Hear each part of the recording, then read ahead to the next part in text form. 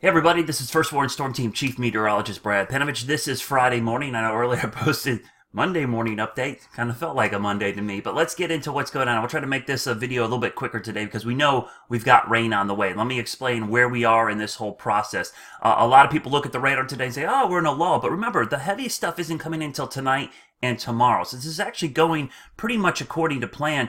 It was a little surprising the heavier rain we got last night with this little first batch of rain that moved through. Actually dumped about an inch to inch and a quarter in some places. And in the mountains, I saw a couple locations inch and a half, which is a lot of rain for the first little batch because the heavy band is still near the coast. I did want to mention just how cool it is today. I think people forget it's a chilly, raw day. Temperatures are not going to get out of the 50s, and we've got a pretty strong northeast wind. So you combine all that together, it's going to make for a pretty wet day. Let me widen it out and show you what's going on with Joaquin, still down in the Bahamas. Not expected to head our way. It's going to curve way out to sea, but its movement is going to have a little bit of an impact on what happens locally because the upper low is sitting back here over Atlanta. As it drops south and Joaquin moves to the north, what's going to happen is the movement of Joaquin going like that and the upper low dropping south is going to take this heavy rain band and it's going to start pivoting it back towards the west. So that's what we're expecting to happen later today. So don't let your guard down and say, oh, it's not raining that heavy. Remember, the flood watch just went into effect this morning. So we're not expecting heavy rain until tonight, Saturday into early Sunday. Let me show you how this is unfolding on the water vapor loop.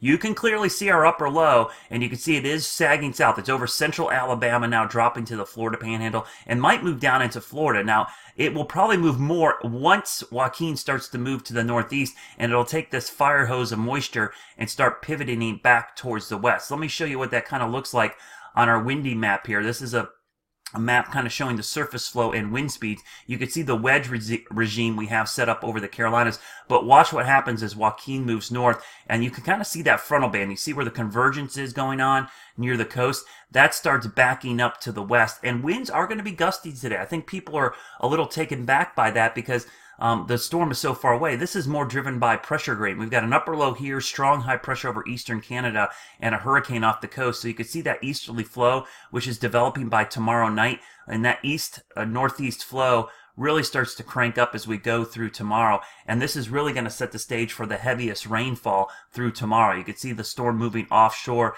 and there's our wedge front. So a lot of focus for rain or somewhere in this area. So please don't let your guard down just because you look out the window today and it's just drizzle and mist and you're probably thinking, heck, it doesn't look that bad out there.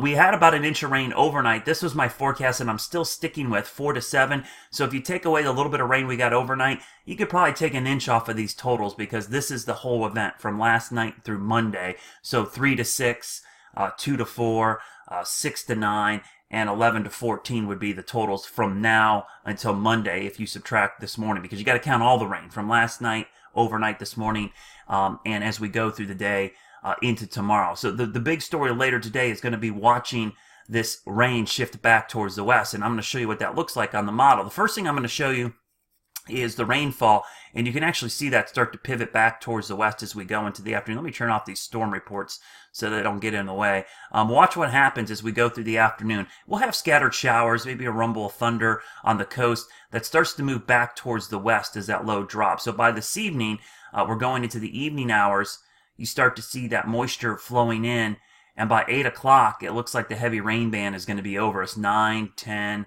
11, 12, 1, 2, 3, 4 in the morning. It might pivot to the southwest by tomorrow morning, but it looks like it tries to move back north during the day tomorrow. And this will be the real thing to watch tomorrow is, I know this band's going to move southwest. How far does it move southwest, and does it meander around? You can see it tries to come back north by tomorrow afternoon and move back in. So it might not sit over us the whole time, but it's going to kind of go back and forth. The other thing I wanted to show you real quickly here is the wind speeds. We talked a little bit about the wind speeds. These are what we call the low-level jet of 850 millibar winds. And I want to show you how those winds are going to pick up later this today. You can see the wind chart on the right here.